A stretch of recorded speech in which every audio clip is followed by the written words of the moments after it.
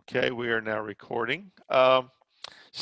Anybody have a chance to, I hope you will at least look through the reading materials each week. I'm not trying to lecture every chapter because of what I think what we need is just introduction to general ideas. And I hope you will look at some of that. Some of it's very dense.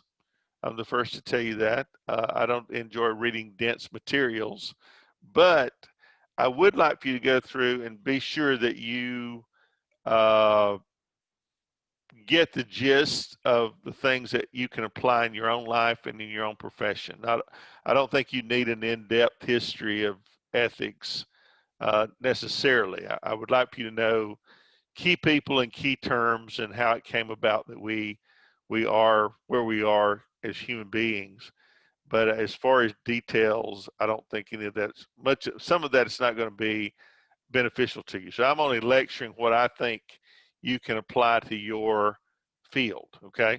Um, to be honest with you, there's some things in humanities like philosophy and ethics that I think is seasonal and it's applicable for what you're doing, and the rest of it, it's just good to know. If you're going to be on Jeopardy, it might be good to know. If you're going to be working in an emergency room, it might not be so good to know. So I'm trying to make some determinations about that. Uh, so hopefully that will help you, and we'll look and see how things are going with the turned in materials, and hopefully everybody will be in the A range, and everybody will be happy with that, right? Everybody wants an A? Uh, Yep. Good. All right. Well, we're working on that, so we'll do our very best to get you there. So a lot of these things that will come back to you when you're in a workplace. Hopefully this will kind of be a guide when you run up on issues that you're faced with, and you will be faced with some issues. If you're not already in the field, you realize that they're just, you can't even guess the things that you're going to come up against that you're going to have to deal with as a nurse or a healthcare provider. Uh, I look at nursing almost like I did at pastoring. There are no two fields in the world where you have to wear as many hats as you do as a nurse or a healthcare provider and a pastor. You're all things to all people. Some of them you're equipped for, some of them you're not equipped for, and so we just have to learn to deal with things as we meet them, and then go find sources if you need to go back and read or understand or think about. It's some textbooks are worth keeping, and you have to make that determination. I mean, I've got textbooks that I had in 1970s that I still have, but you also you can't learn everything in a 4-year course that you need to learn. You realize that, but you do need to know where to go and source answers and materials. And at the very best, that's what we try to do now, because as I told you before, human knowledge is doubling every 18 months. That means every single thing we know will be twice as much. And that's true about any field. You know that's especially true in healthcare. The amount of time that you're going to have to spend just keeping up with your little postage stamp of information is going to be a lifetime thing. You're not going to be able to just say, well, I got my degree. Do I have to do anything else? Do I have to learn anything else? You're a lifetime learner. Whether you're 63 like me and been going to school 56 years, you're going to look back one day and say, well, I'm about up to where he was. You're going to always have to do that. So just kind of put your mind in that gear that we're trying to give you resources that you can go back to and learn and update. There's no finish line. So, just kind of give up on the finish line and move forward. So we're talking about this morning rights and where they come from and how they evolve. And I'm not going to bore you to death today, but I want to give you just some high points of the idea of natural rights. And I think even beyond healthcare, that you will find this kind of resonates with what's going on in our society today with the different kinds of protests and things that are going on in Portland and different places over the untimely death of people at the hands of the police and different things. The idea of human rights or rights of human beings is a huge deal. In 1776, when Thomas Jefferson penned the Declaration of Independence, he said that all men are created equal, and that they're endowed by their Creator with certain inalienable rights. Among those are life, liberty, and the pursuit of happiness. Think about that for a moment. We talked about that a little bit the other day, and we realized that those words are important. We have this wonderful infrastructure in this country of the Declaration of Independence and the U.S. Constitution that promises us things. And we all know that those have to be worked out on the ground. I could spend forever talking to you about, uh, American history and how women and African Americans and gay people and all the others have had to battle to get the rights that they're promised in the Constitution and Declaration of Independence, right? But he talks about the fact that certain rights are inherent in human beings.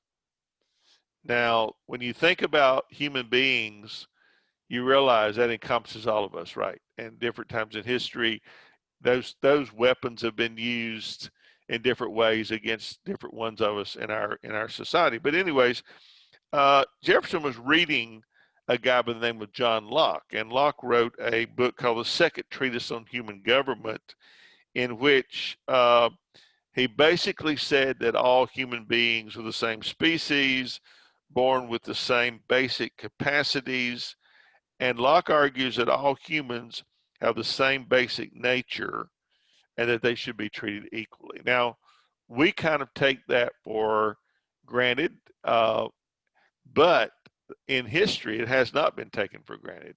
It has been used as a weapon against certain groups of people. Well, maybe these are humans and these are not humans. So this is kind of a different way of thinking about this when Jefferson comes along. As I said before, the American government that was set up by these guys had never been done before. And so it was, they called it the Great Experiment. They didn't know if it would survive or not. We still don't know whether it will survive or not. So basically, we're looking at when we discuss basic rights, this is the very foundation of what we hold as people, that these rights are true of all of us: life, liberty, and the pursuit of happiness. And these guys came up with a natural, what they call the natural laws, the natural human rights that should belong to everybody regardless of where they are, and that these are self-evident truths, that they should be present in nature, in the laws of nature and the laws of God. And that became the first uh, sentence of the Declaration of Independence. That's how Thomas Jefferson put it. Uh, I did say, I think last week, that you have to kind of raise the issue of whether, which God Thomas Jefferson was talking about. Of course, he was a deist and he came out of the Enlightenment. And the idea of God was God the watchmaker, who kind of set the world in focus and spun it off. And so it's been, going ever since, kind of a winding down approach. And it makes us realize that, makes us question if we aren't at the end of that wind down. But at any rate, so the discussion of human rights is one that's important to you as a healthcare provider, and to me as a teacher, and everybody else on the planet. Uh, and so in chapter 2, we talked about a little bit about the United Nations and how they've determined what they call the Universal Declaration of Human Rights that is shared by all people. And so they attempt to make sure that everyone, regardless of culture and regardless of religion or political differences, but in reality, you respect and uphold human rights. And that's not always a simple task. It's one of those things that you will face. How do you, as a healthcare provider, ensure that your patient always gets their basic rights, even when they are in situations of distress and they're not able to function for themselves? So I think that's important. So take just a few examples to just give you an idea. When 9/11 happened in New York and Pennsylvania and DC, and they flew planes into the World Trade Center and into the Pentagon, something happened in the United States. That was the first time that we'd ever been attacked on our own soil, and people began to change. You realize that we lost a great deal of rights after 9/11. This is not the same place that we used to live in, as far as traveling, as far as getting on an airplane, as far as what you can do, what you can't do.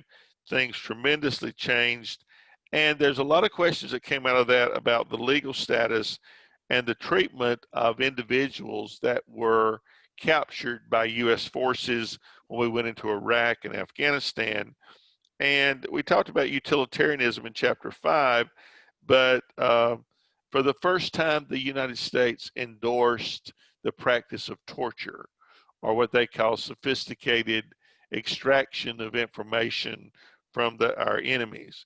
And we set up a place called Guantanamo Bay down next to Cuba, where all of those terrorists that we captured were brought there, and they were detained there without a lawyer, without basic American rights. Now, think about this for a moment.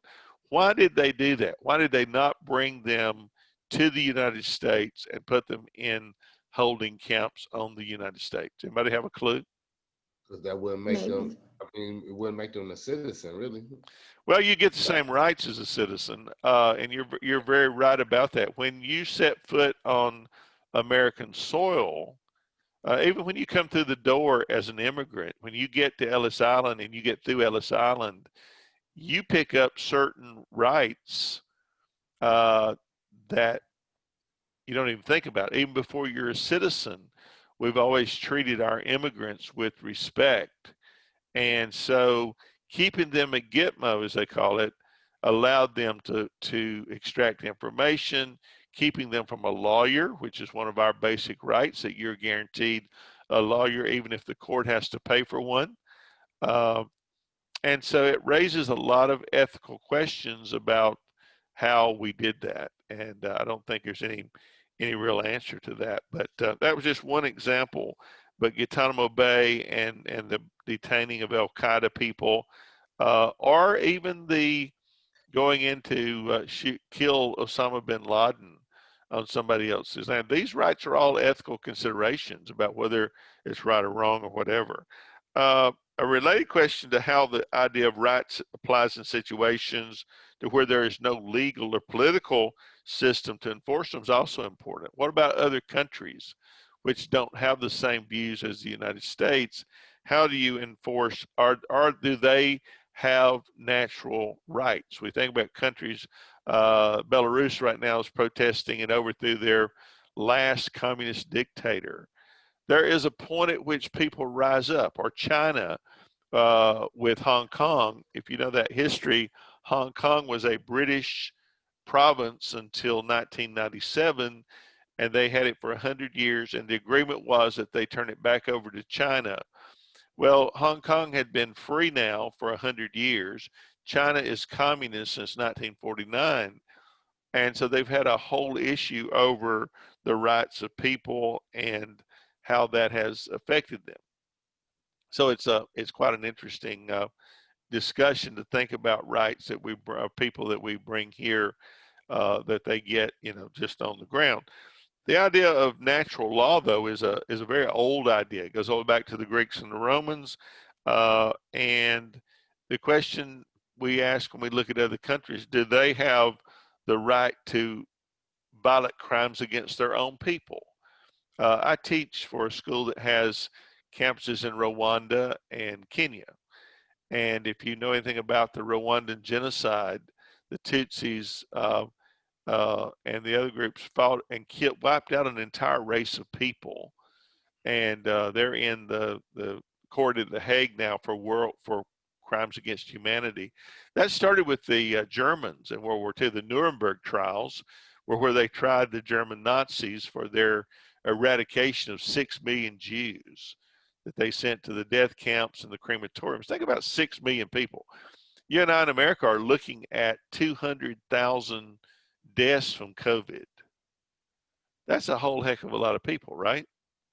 How much of that could have been prevented is going to be the issues that we talk about in the future. But with the Jewish population, 6 million people, that is not even the worst of it. Joseph Stalin, who was our ally in World War II, killed 9 million Jews. Why is it that you never hear about that part of history? Because he was on the winning side. Winston Churchill made this statement. I'm sorry? I was about to say, because he was an ally. Yeah, winners write history. That's what Churchill says. The winners write history. You see that in America after the Civil War. It was 100 years before anybody in the South, black or white, ever wrote down a history of those years, because they were trying to eat and stay alive and do all these other things. But most of the history books were written in the North, and most of the publishing companies were in the North. So you don't even know it. The first time we have a history of black Americans in those years was during the Great Depression. One of the government programs was to go back and audio tape surviving members who were slaves in the 1860s. So you're looking at 80 years afterwards, and the people they recorded would have to have been kids, as slaves. So history is one of those things. There's not just a history, there are many histories.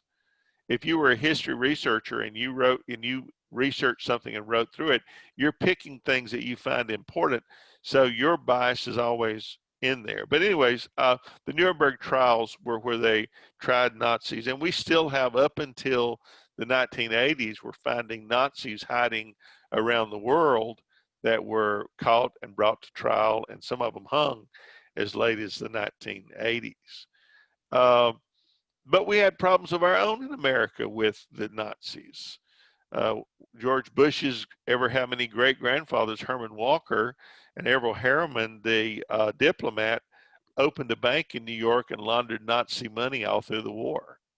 You don't ever hear about that history, do you? Henry Ford made cars for the Nazis in his European plants while he made cars for the Allies in his American plants. Is that an ethical problem that you're seeing? Yeah, because it's like you making you being you straddling the fence. Like you making them for your people and the enemy. That makes no sense. Well, and he traveled the country with Charles Lindbergh that flew across the Atlantic. They tried to keep us out of the war because Ford was making money hand and fist on both sides of the issue. Money is always an ethical issue. Have you ever noticed that? People that I was just about to say that. yeah, go ahead, elaborate on that. Money ain't got an enemy. No, you know the Bible says it so Good well. point. It says the love of money, not money, but the love of money is the root of all evil. And when you think about that, you realize that we always cut corners. People that have money can always cut corners and get around rules and laws that you and I that don't have money. I'm making the assumption you're all in the same boat I am. If you're rich, you can tell me. But but when you don't have money, you don't get to do that, right? So Correct. ethics is tied up in a lot of that. But World War II is a prime example of that. Henry Ford brought Nazi war criminals to work in his plants. He would not allow a Jewish person to work in his plants, but he would let war criminals work in his plant. De Munnik was the last one who retired from Ford and was in his 80s when the Israelis finally discovered he was a war criminal and took him back to Israel and tried him for war crimes. And so, those are ethical issues that bring us back to that question of whether first of all, are we all human beings? I won't take the time to discuss with you what I know about American history, but that was a big issue in the 1800s. You had pastors in the South who would preach that white people were especially created by God, and maybe African Americans and Indians and all the other peoples were evolved, as Darwin would state. Can you imagine using that as a weapon to inflame people? Sounds like some of the rhetoric we hear today, is it not? But there's no ethics, the ethical, but we're all human beings. Science has proven that. And there is a huge problem. I'm writing my dissertation on the war between science and religion. And we really have been at war. Those two have been at war since the 1800s. But we know that science confirms we're all human beings. We're all the same. So from that, natural law should flow that we all have the same rights and the same protections and the same property and all those things that should work. So natural law is a theory of ethics that holds that moral laws found in nature should be able to be discernible by reason, and they tell us how we ought to behave. Now, that's a huge word, that ought to behave, right? Because we don't see that very often. So what we have in civil law, that is laws that are on the books, should be an expression of moral laws, and they should apply equally to everyone. And that we can argue that case for a long time. But people today will sometimes appeal to a moral law in order to argue that civil laws ought to be instituted and changed. Take, for instance, the Jim Crow laws in the South. That was a civil law that was on the books in the South forever. And when they finally changed those, if they are changed, I think there's some states in the South probably haven't changed them, but they appeal to the moral laws being the higher law.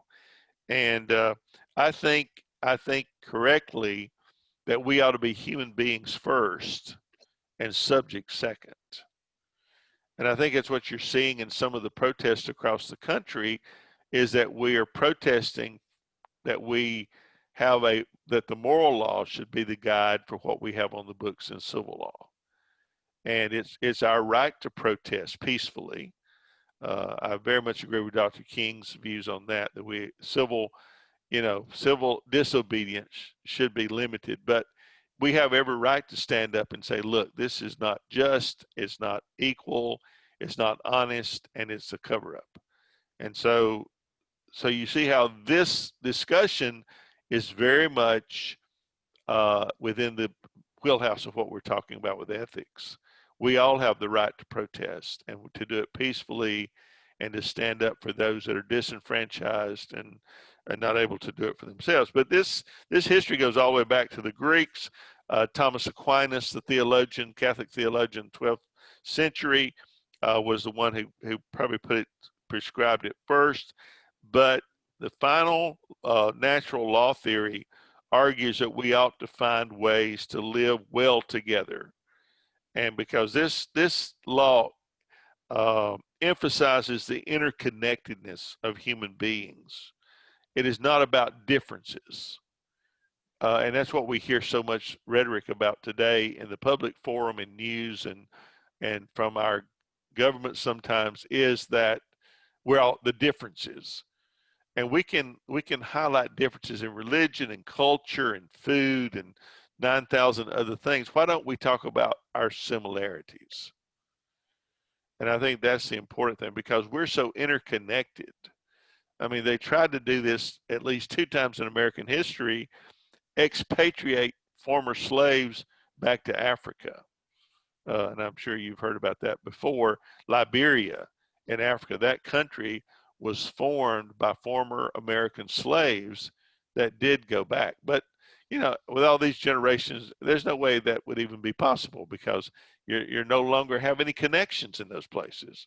Our interconnectedness is here. And so for that reason, natural law should guide us in our directions and the path that we ought to be working on. So that's basically a good ethical position to look at and think about, is that every person that you deal with as a healthcare provider, we all have the same basic natural rights to be treated ethically and correctly, and nothing else divides that line. Not religion, not skin color, not culture, not anything. Comments, questions? It's a big subject, right? I mean, how do these things, how will they guide you? Number one, as a human being, and number two, as a professional, and how you teach your children. That's a tough spot, right? I mean, you teach your children something worthwhile, and then they go out and have to face all these other people that don't have the same beliefs and ideas. But comments? I mean, Great to see your kids this morning. It always brightens my day. I kind of feel like you just got to be honest and true with yourself, when it comes to situations like that. And then, as well as with your children, you have to tell them up front and, tell them what the deal is. Like, don't sugarcoat anything, if I might say, Mm-hmm. to your children, and just be honest. you gotta let them know how this world is off rip. Yeah. I think that's a huge point. You teach your children the best ethics you can at home. You warn them of the dangers. I mean, I do that all the time with kids that I've helped to raise. That I raised a couple of Hispanic kids, and I said, don't ever, when you're in public, you get pulled over by a policeman, keep your hands on the steering wheel. Don't you move. Let the windows down. Don't move till he tells you to move, and be very careful. I mean, it's sad that you have to warn your children when they go out that this world is not an equal playing field. But you still have to teach them the idea version of, do right if the stars fall. But you also have to watch your back as well. And those are all ethical considerations that we ought not have to do, but it's a reality. I just kind of feel like it's sad that you have to, like, I know it's always going to be like a conversation or a topic, that some things or some people are just not fair in the world. But I just feel like it's just sad. It's sad that you even have to go there, especially like, especially when you have really young children and you have to explain it a certain way, or you can't do this, or you can't do this, or this will happen, or this might happen. It's just sad to me. I think That's just it's more. I think it's more sad. I think as like I'm really scared for my son. Like my son is a black man, and it's just a lot of chaos. Hold on one second. It's just a lot of chaos right now in the world, and it's scary because you never know. I'm sorry. I'm sorry, y'all. He's getting in trouble right now. But you just never know with the different aspects how to really protect yourself. We're like an open carry city. But it's like, it's okay to have a gun, but if they find a black man with a gun, then they getting shot up. It's scary right now. It's real scary times. Teaching them, they didn't took cursive out for them to even learn how to sign their name. Like, I just never would have thought I would have been in this time where it's just pure chaos. It's chaotic right now, and it's scary. It's real scary. And I think we realize, I realize it. I feel it very distinctly that we've lost so much ground in the last 4 years with this basic rights of everybody. It's almost like you pull the bandage off of every scab that we've worked on for years trying to make progress, and we realize we haven't made any, or we haven't made nearly as much as we thought we have. And that distresses me. I would think at the end of my life, I'd like to leave this place better than I found it. And I feel like that we've missed the mark. And politics certainly doesn't help it. But I don't think, politicians, number one, ought to be guided by the fact you can't say everything that you think you want to say. You can cause so much damage. The other thing that I wanted to just mention in passing is the idea of human nature. Do you think there is such thing as a human nature? I mean, we tend to, we reflect upon the good things of most people. We used to think, well, there's good in everybody, or there is, there's something worthwhile in everybody. But sometimes you wonder when you look at the biblical I view. think, mhm. Go ahead. No, I said I think everybody actually has good and bad in them. Like I think everybody has the right to know how to be good, but I think it's also a little evil in everybody. It just all depends on the situation and circumstances that bring out that evil. Mm-hmm. Well, the old biblical view is that men are fallen and deceitful and wicked, and that kind of goes against some of the more modern things. But you know, sometimes you look at people and say, "Well, that's just evil." It's just wicked. Uh, are people able to change? I mean, what does it take for people to change the way they live, the way they think, the way they do things? And are you able to finally eradicate most of that from a person's thinking? It's all it's all about who you're around, who you deal with. Yeah, that's Yeah. true. Because And if then I you also think that you do change. It just all depends on the life obstacles that you go through. I think that's really where the trial and error comes in with life. Like you do it one way, you don't get it right that way, so you go about it another way, and sometimes the outcome is better. If that makes sense. Well, I think and that it's true as well that the people you hang around with, that you befriend or befriend you, is a huge part of. Wonder how many young people have gotten in trouble because of their friends. right, When you're together, you feel strong and you want to do something, and it may be wrong. When you're, with another group of friends, it's totally different. But the problem is that on the good side, I think we all desire to know truth, to choose good, to develop healthy, mature beings. And I think that last thing is the problem. What is healthy maturity? And in current situations, are we able to get there? I right. mean, in the society we live in, can we get our children to a place of healthy maturity where they have balance in their life? And those are big deals, as opposed to, human nature that's deceitful and evil and uncontrolled. The old adage is that you discipline children until they're able to self-discipline. But that self-discipline is another animal in and of itself.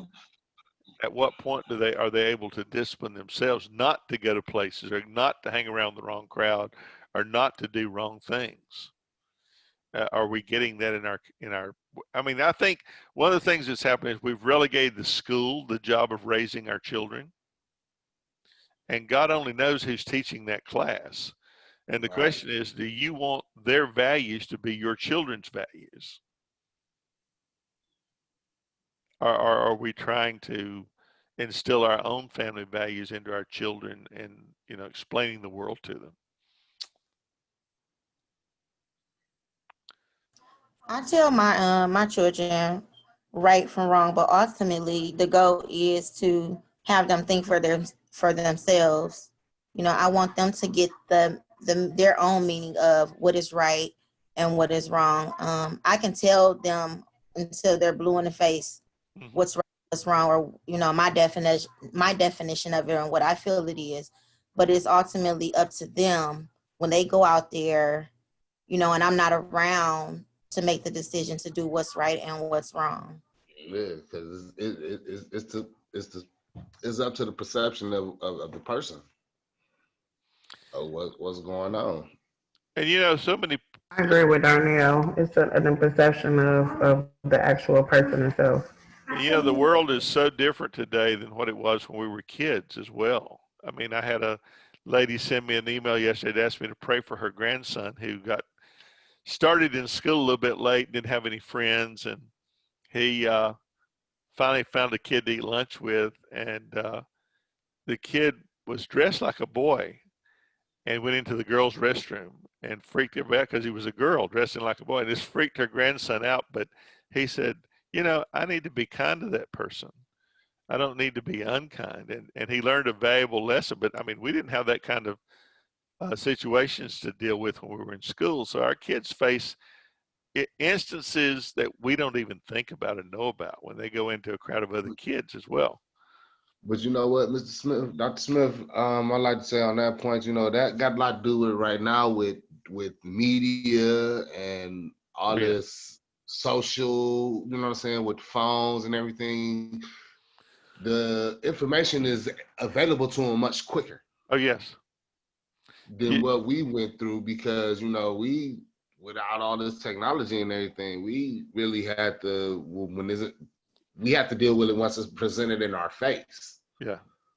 And you didn't hear it on the 6 o'clock news either, which is about all we had, you know. If you remember news programs before we got this 24-hour news cycle where we know everything, you think about not having a cell phone is almost unthinkable for a kid in elementary school now. But I read somewhere where the average kid gets 10,000 bits of information a day from all the media that they're on. And they know everything. They have access to everything. And most of what they look for is all useless. Oh yeah. Well, technology is 90% useless. You realize that people still 65% of the internet, you know what it's used for? Is to do your family history. Genealogy takes up 65% of the internet use. But is that anything we're doing to grow or learn or improve ourselves? I mean, technology certainly has a downside. All of it. Even for us, when I have a class where people go through and do their schedules, and when they put down the number of hours a day they do social media, they are shocked because it's so big a portion of their day that they could be doing something useful. And what's really funny is when you ask them the question, well, where could you borrow time from your schedule to do your schoolwork? And these are older adults. These are like us. This is not children. They said, well, I could cut back on the time I spend with my family, but I can't cut back on the time I spend on social media. So, I mean, that kind of tells you where our priorities are, right? Pretty much. Yes. Well, good. Anybody else have a comment before we go? Your week 2 materials are all up and should be accessible. Week 3 is not accessible, so I usually don't put that up till I get everything changed that I want to change. If you have any questions, a number of you call me. I'm happy with that. Get in touch, ask questions. Don't just assume. You know, if you got a problem, I need to hear that, and I need to hear it as quickly as you have the problem. I don't want you going through the week frustrated or not knowing something or something you need to do. Always email me, call me, or text me. You can do that as well, and I'll get back to you as quickly. Please identify yourself so I'll know which school you're with and what your needs are. But does anybody have any problems that you need to ask about before we go?